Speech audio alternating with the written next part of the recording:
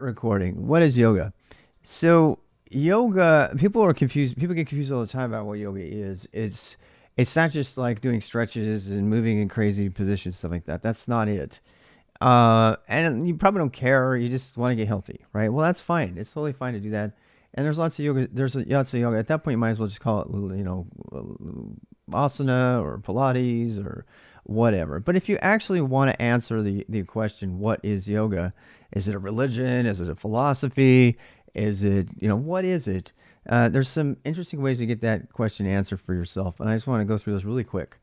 So, the most entertaining way to do this is to go watch this movie, Enlighten Up, which I think is available entirely for free now on YouTube.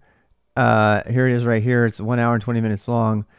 Diamond Dallas Page.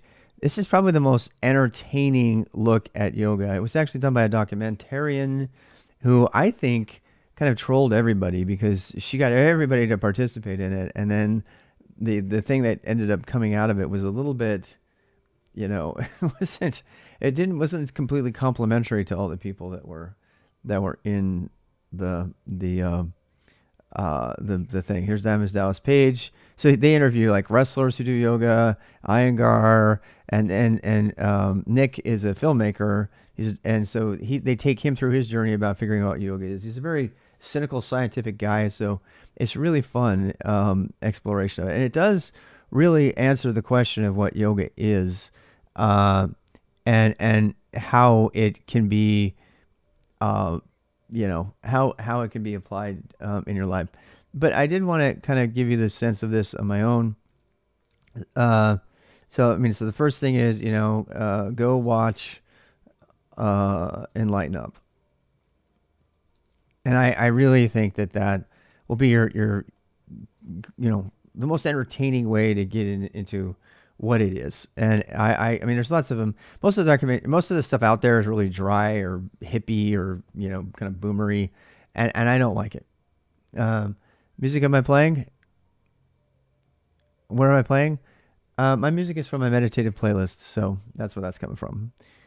Yeah, it's on Spotify, but it's off right now because it's in the background. I can hear it, but I'm making a YouTube video right now. So, that's a quick thing. So if you go through and you search for, and I mean, I spent way too much time studying this stuff. I'm just going to give you the overview. So the literal definition of yoga, the word yoga comes from yoke. It means to be bound, like two cattle, being bound together. The idea being, you're binding your mind and your body together to the universe. And the Yoga Sutras, which are another thing, if you want to actually understand it and get into it, you need to read the Yoga Sutras to understand them. The Yoga Sutras of Patanjali are, pretty well agreed upon to be the source of what is yoga. But the thing about the Sutras of Patanjali, and there's different translations, by the way, and some of the translations are not completely accurate. This one from Satchidananda is a little bit, but anyway, it's a little bit misogynistic in some places. Stuff. I'm just warning you. And not all the sutras are good. Some of them are saying you should drink cow piss. Others are teaching you how to levitate, and they mean it. They mean like actual levitate. But the core of yoga, the most important sutra, I think it's Sutra 1, says that yoga is chitti vritti nirodha, which means, closely translated, the elimination of the fluctuations or the spinnings of the mind. In other words, it's a way for you to calm down your monkey mind, which is, I think, a word from Zen Buddhism. But that's what it's about. That's what it's about. And it's kind of a recipe for how to do that. And you can see, so Ashtanga yoga is yoga. All of the yogas have always had the 8 limbs in them. And there you can see here, there's lots of 8 limbs diagrams.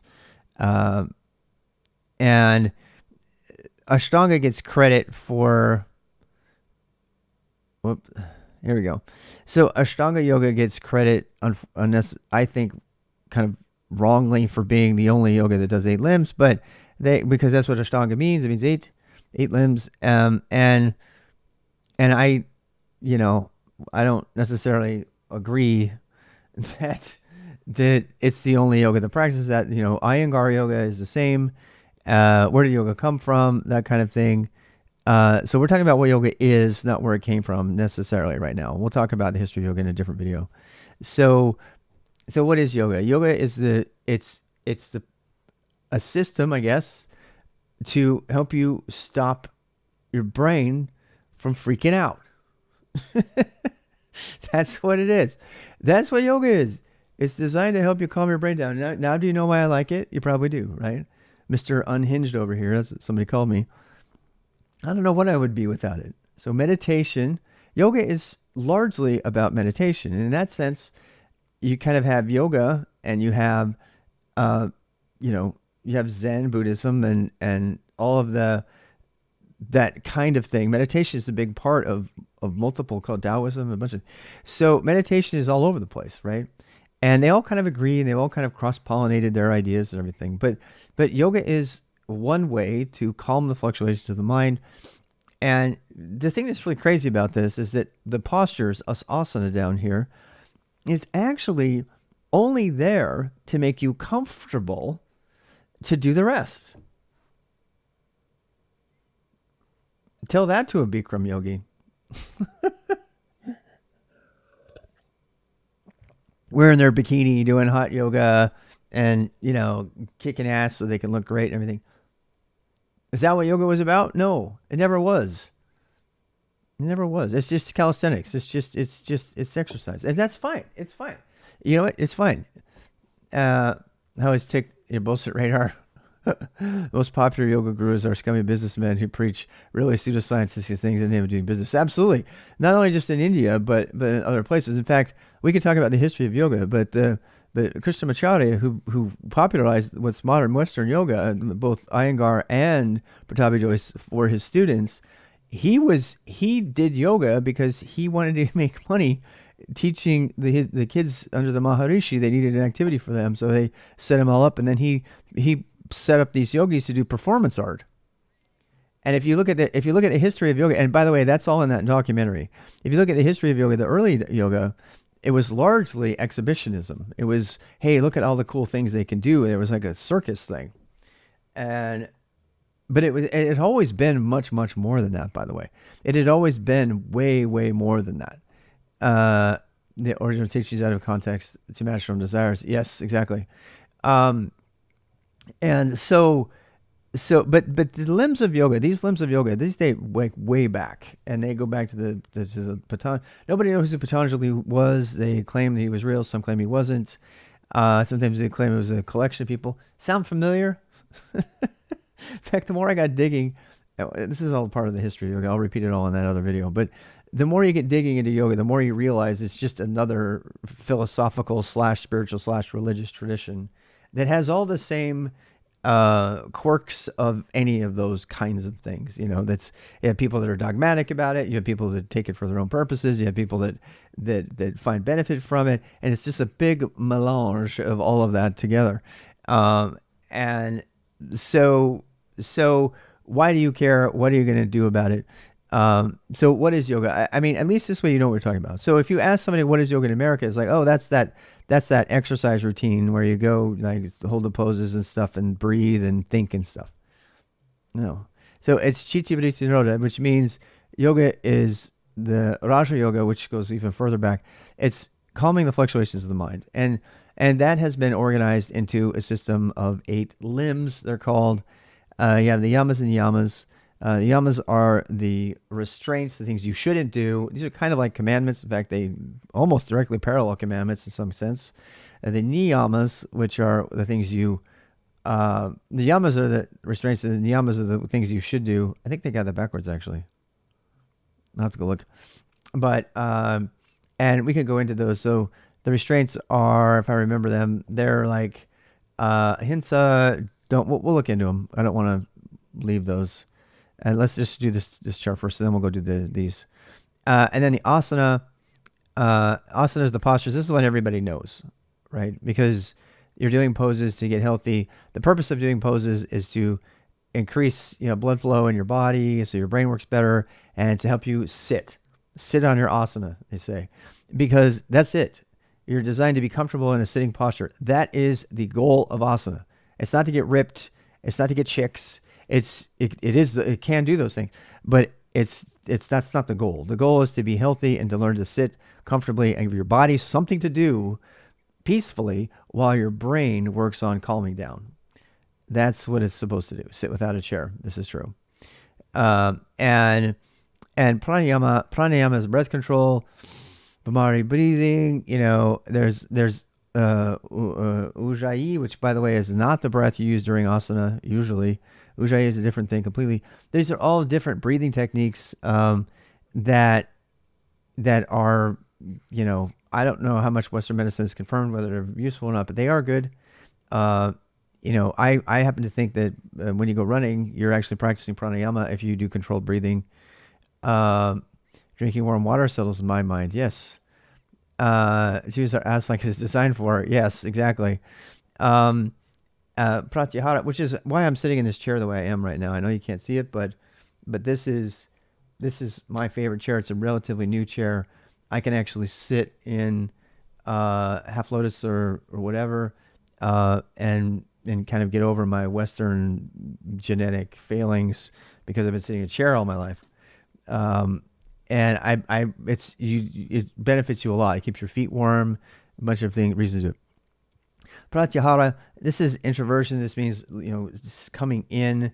It's like, this is when you withdraw the senses, it's called, right?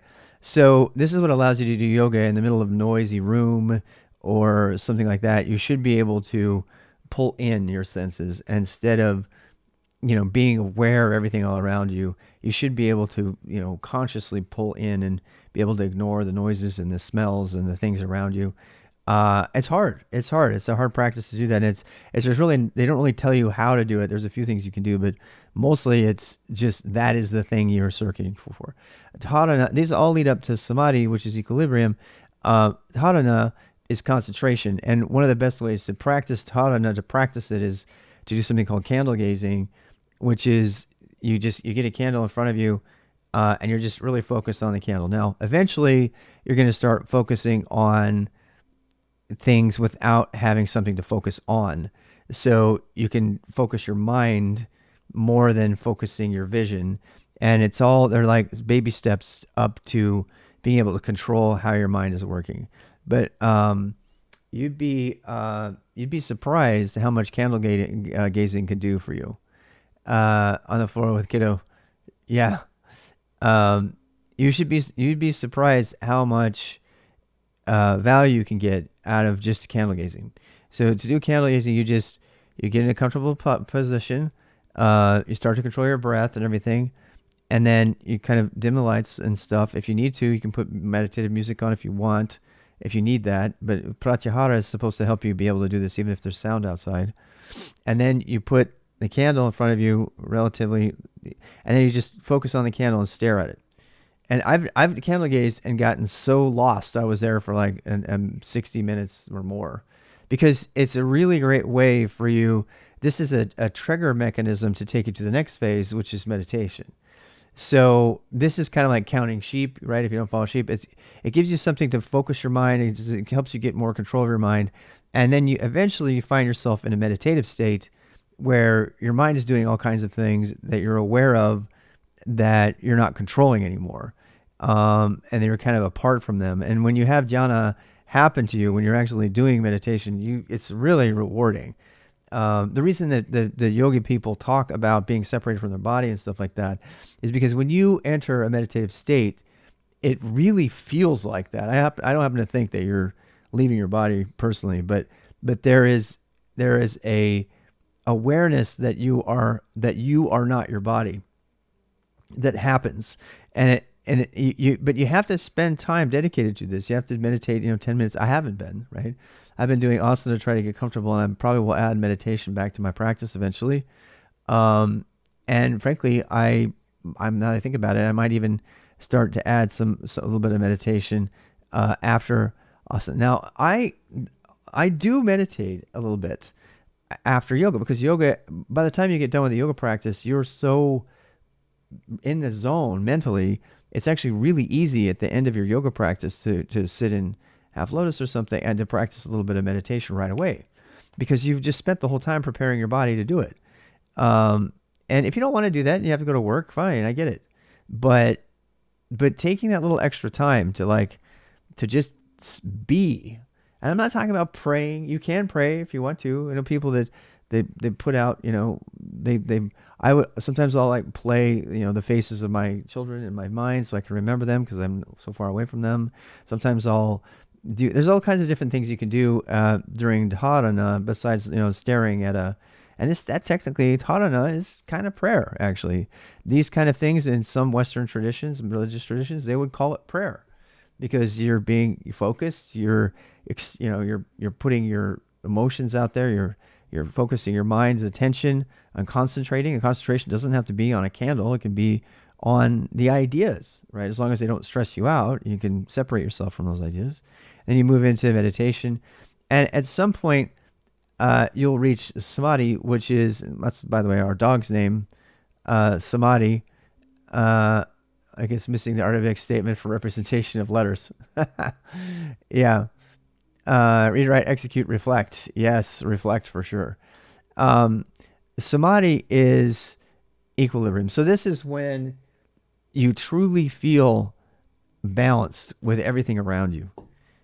And everybody here knows how hard that is to do. It's very rare to hit Samadhi. Some people say you can't reach Samadhi. This is a bigger thing than just equilibrium. It's actually, if you reach Samadhi, it would be like, you'd be taken away from the earth or something like that. No, Samadhi to me means equilibrium, like you've meditated and you're feeling at peace. You have a balance with everything around you, the things that are around you. You realize that there's the good and bad, and you're in balance. You're balanced. If I check, decode, execute, right back. So to me, that's what Samadhi is. It is the thing, but if you can't really do any of this unless you practice this. So one of the reasons I'm trying to clean my room up. So let's go back to Yamas and Niyamas real quick. So yoga, Yamas. And this will be the end of the what is yoga. And this is the fastest what is yoga definition you're going to get. Eckhart Yoga. This is actually a good resource here. This is a really good resource. I've used this one a lot. I'm going to put it in my related section. So, yeah. So introduce you to the 5 Yamas and Niyamas. So the Yamas and the 8 limbs of yoga are what you can do. There's also the 8 limbs. Yeah, 8 limbs of yoga. Eckhart Yoga is pretty good, actually. The reason I like Eckhart Yoga is because they're so succinct in their explanation, more than me. So go watch them. I think you'll really appreciate it. Or you can go read about it if you want to read about it. Then Samadhi literally meaning is when monks go out in nature and sit there for hours to do nothing, and those monks die wherever they were sitting. It is also called Samadhi of that monk. Yeah. Samadhi is also used for tomb. I did not know that. And yes, that's the reason they call it tombs, Samadhi here. Really? Didn't realize. That's super cool. Yeah. So the Yamas and the Niyamas, let's go back. So the 8 limbs, we got that. Why can't I click on the Yamas? Yamas, Ahinsa, Satya, Asteya, Aparigraha. Wow, that's cool. That is cool. Death not being. I thought that was Shavasana. Shavasana is dead man's pose, but though that's different. So let's. We're almost done here. So let's go through these really quick. The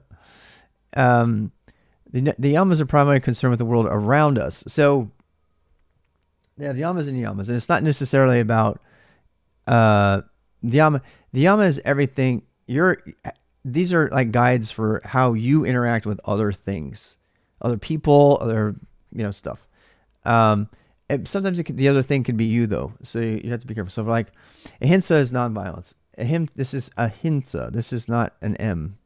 It's Ahinsa. It's pronounced with an N.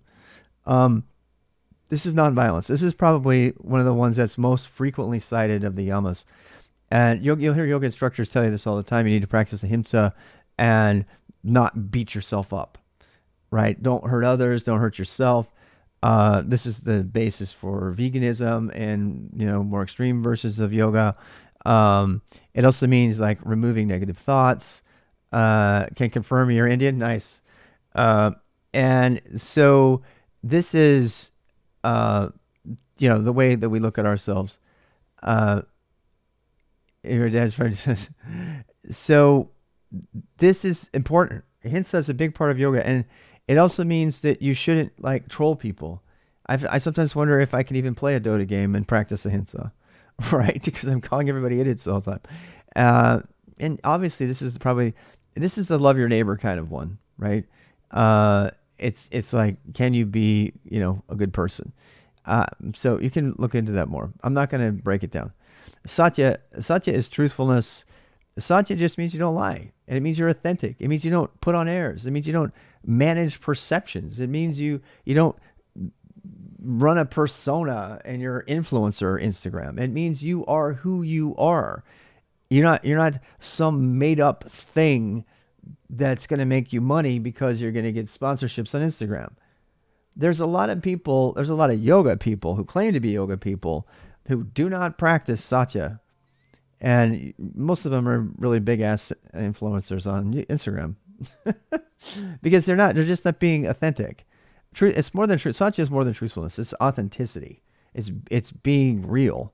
So yeah, it means truth, right? So it is truth, but it's also authenticity. Asteya, non-stealing. Obviously, you don't steal what other people think. The word yoga means to unite or to bind them together. So, you can read more about that. That's pretty obvious. So if these seem like commandments, it's because they're universal, right? You can make the argument that they predate the commandments, actually. Ouch. I know people are going to yell at me for saying so. You know what this does? When's the last time you saw in America or the Western, when did you see prayer hands like this? Guess where it came from? Namaste. Curious. The number of prayer beads in the rosary in the Catholic Church is exactly the same as the number of prayer beads in the Hindu tradition. Curious coincidence? I wonder. They're all cross-pollinated. So, Brahmacharya, moderation.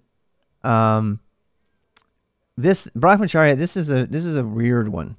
This one I've heard so many people define this one differently, depending on what they want to be true, right?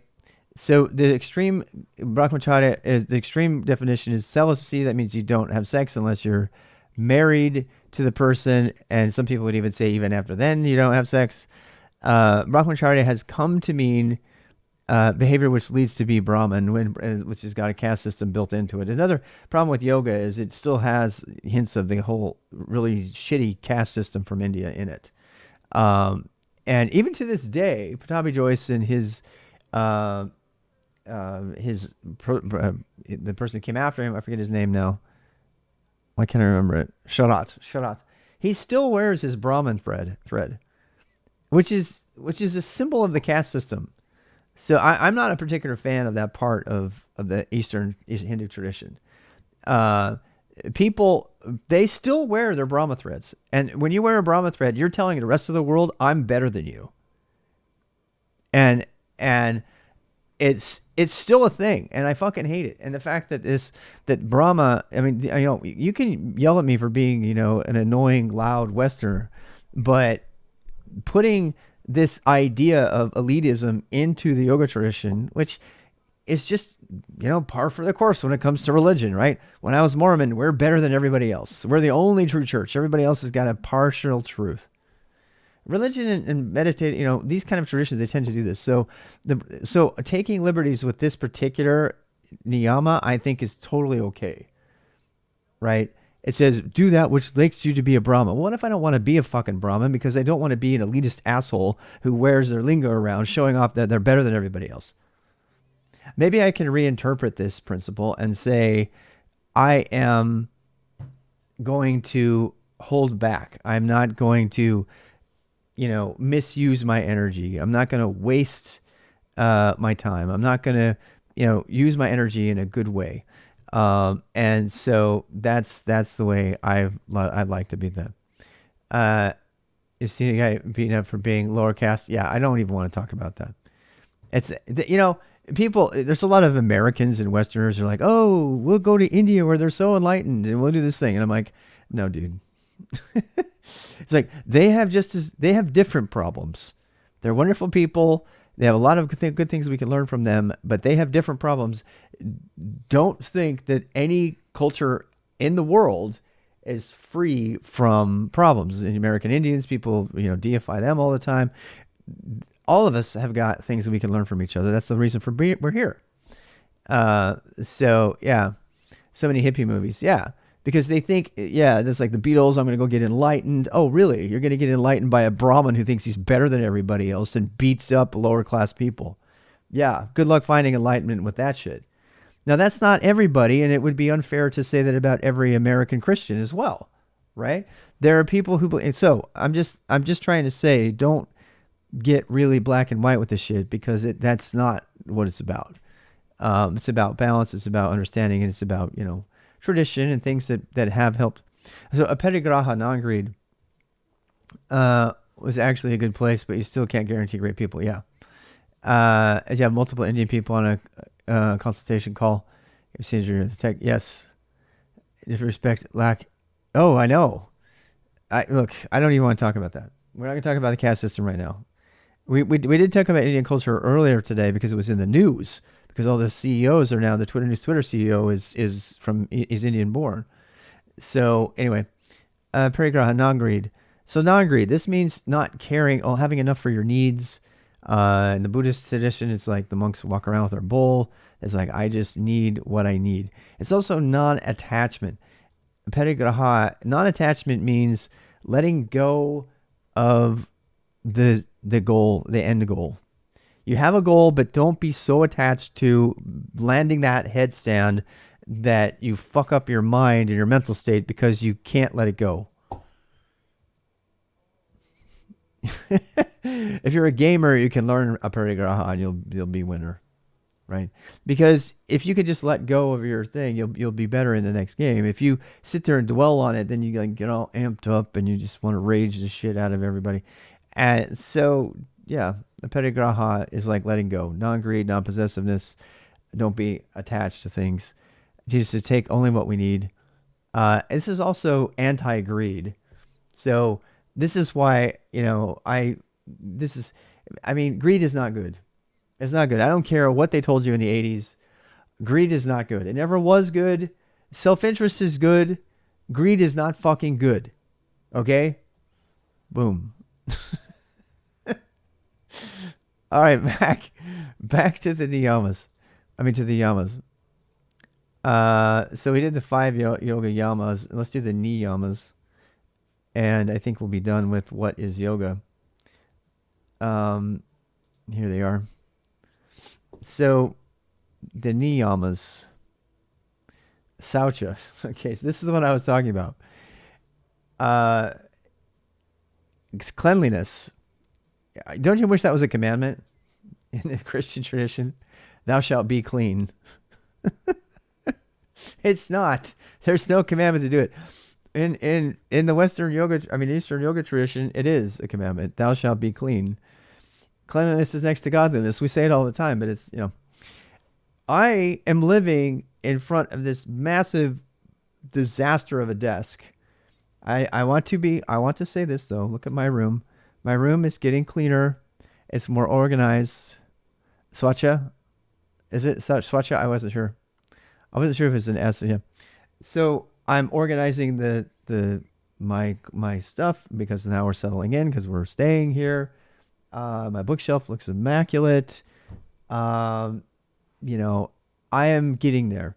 And it's not just cleanliness of like your space, which So if you're trying to practice yoga, and sometimes you have to, but if you're practicing yoga in a dirty, stinky room, or you're not taking care of your body in terms of cleanliness, they would say you're doing it wrong.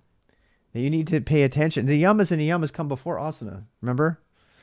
So if they're all kind of tied together. It's not necessarily linear, but you should be putting your space in order. If you want to get starting doing yoga, create an organized, clean space to do yoga. And I did this. Actually took the light bulb out, not here, but my other apartment, and I made a swirl of Christmas lights on the ceiling in a kind of a conch shell size, swirl. And I took everything out of that room, and I made sure that I never put anything to clutter that room up. And it literally had nothing in it except for my table with, my, candle or whatever. Yeah. And if it's a dirty desk, some people can work in dirty desks, some people can't. And then you have the whole dust thing. So the idea of cleanliness is again, the whole point of yoga is to get rid of the fluctuations in your mind. You can't get rid of the fluctuations of your mind if you're living in a fucking pigsty. I don't care. You can tell me all you want about what's his face, the different people who are famous for dirty desks and shit. But cleanliness is going to make you better. If you're going to be more organized, it's going to make you better. So I have to talk about that one because I need to do it. Santosha. This one is really good for me. Speaking of Patanjali, they're a multi-million-dollar company who ran over anti-vaxxer, who claims to be a yogi and sells extremism in the name of Ayurvedic products. Yes, doesn't surprise me at all. Cleanliness is less important than order and balance. I think you're right. I think that's cleanliness is kind of order and balance, right? We take our bad habits to the mat with us. Then, yeah. So, anyway,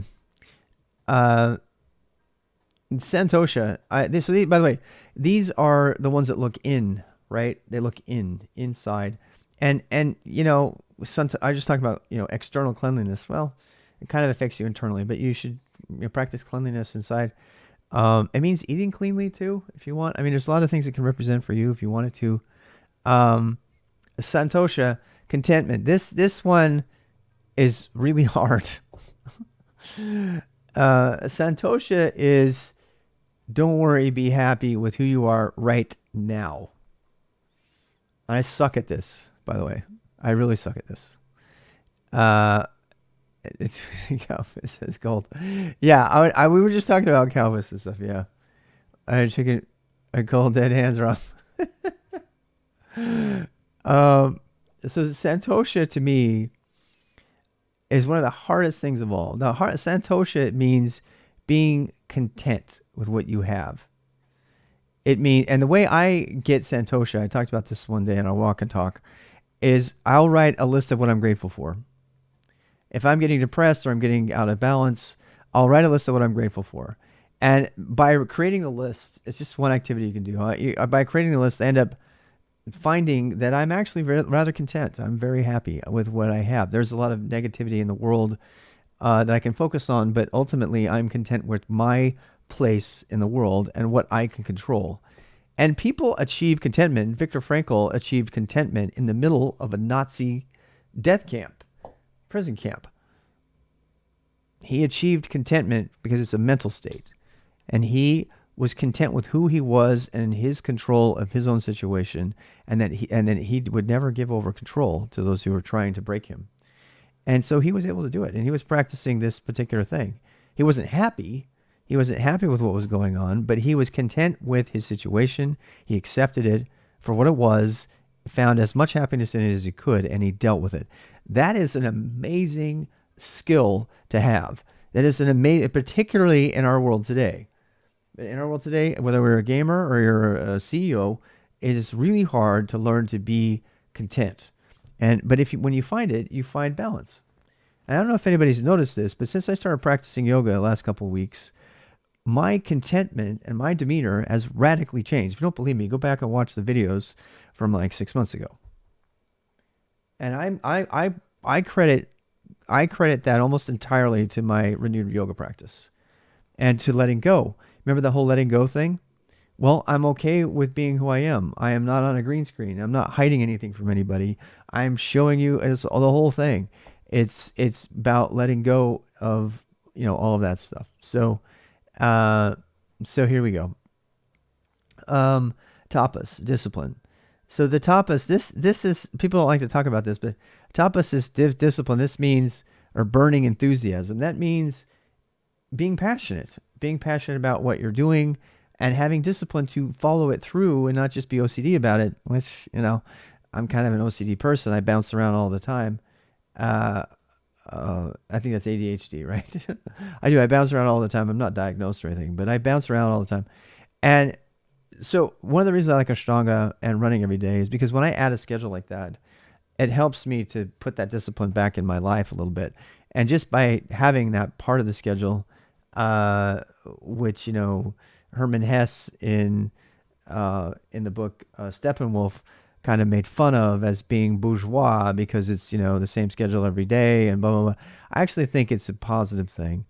And I believe the discipline of it actually improves your life. You don't have to get obsessed about it, but I do think discipline is something that we need to spend more time on. I certainly do. So that's what that's about. You can preach contentment to myself, but I absolutely hate when gurus and politicians ask poor and unprivileged people who cannot meet in to just be content with what they have. Yeah, totally different. It's a totally different thing, right? This is someone has so Pratyahara is self-study. That's what we're doing right now. Okay. So this, by the way, another thing. This is another thing where there's no commandment for this in the Christian tradition. Thou shalt study and learn. Thou shalt study thyself. Thou shalt understand thyself. No. Thou shalt do what I fucking tell you to do. That's Christianity. It's a joke. Don't get mad. Thou shalt honor the God as thy... Meanwhile, in the Eastern tradition, they're like, thou shalt look within... Thou shalt look within yourself and kind of figure stuff out. Study thyself, discover thy divine.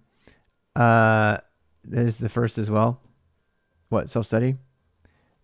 Yeah, cleanliness. Yep. Oh, love thy neighbor as thyself. Ooh, maybe. And then it's like you have to figure out who you are in order to love yourself. Good minority takes one step forward. It's going good.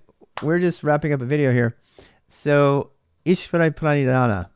Surrender to a higher power. Ishvara Pranidhana.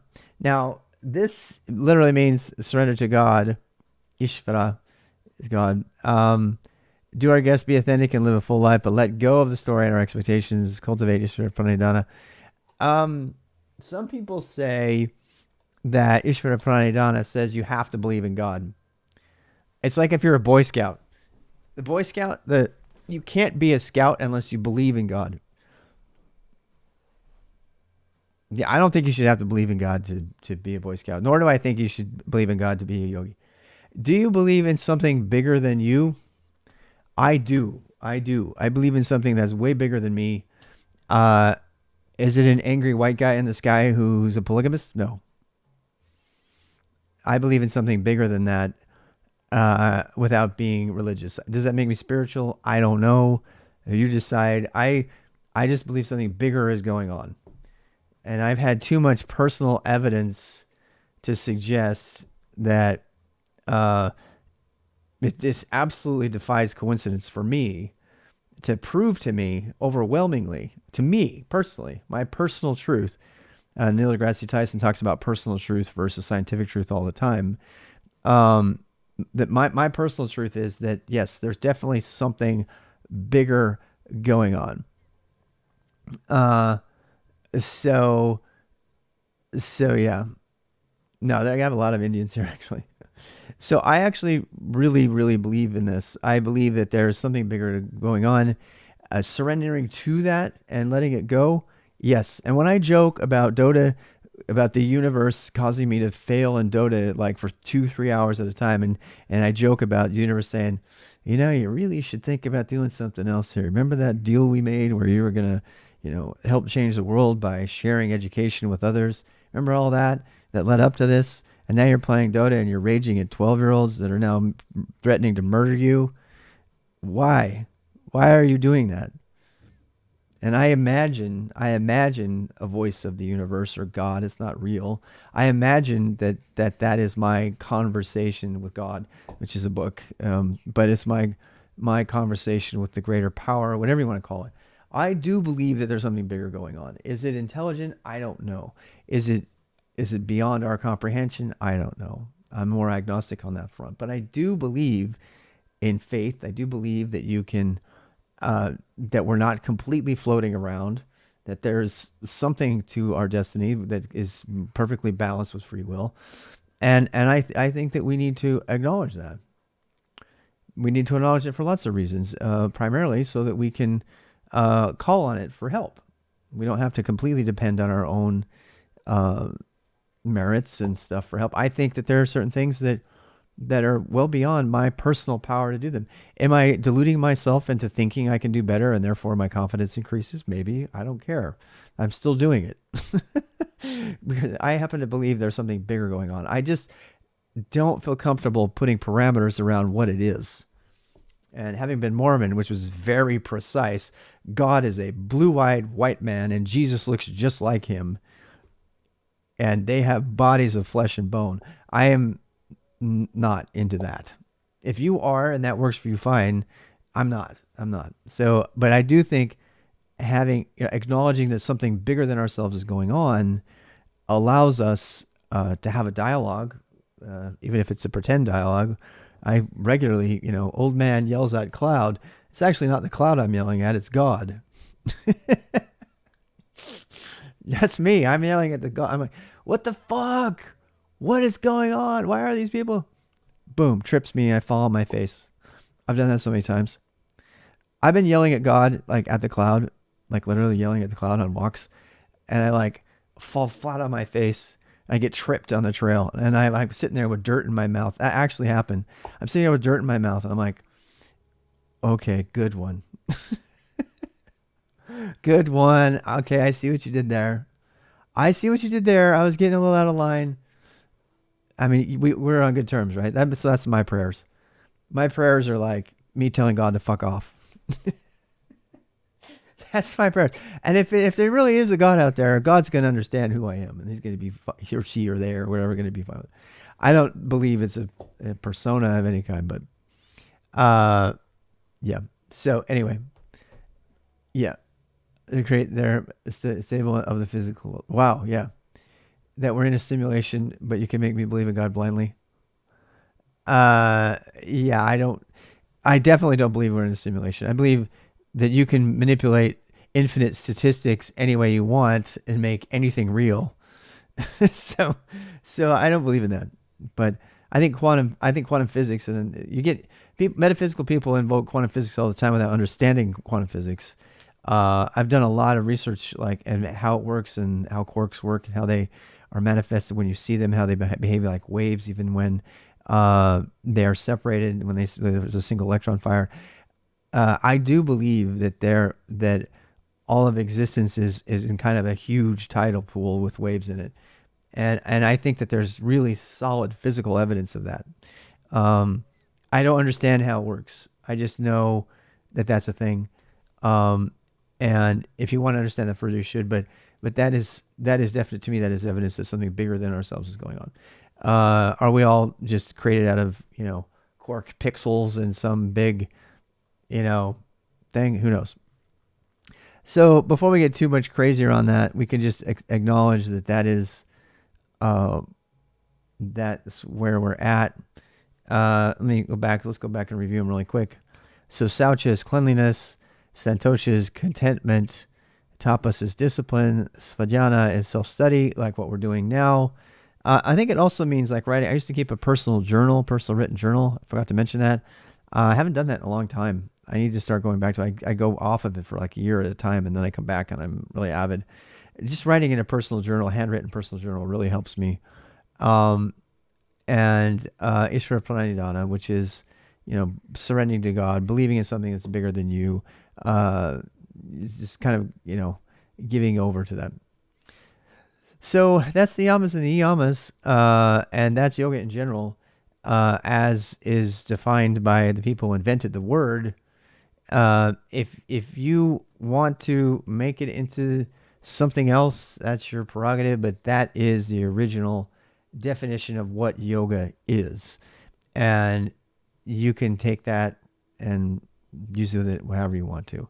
That's how I read yoga. The reason that you see on my schedule that you see asana Monday through Friday, and now you'll understand what it is.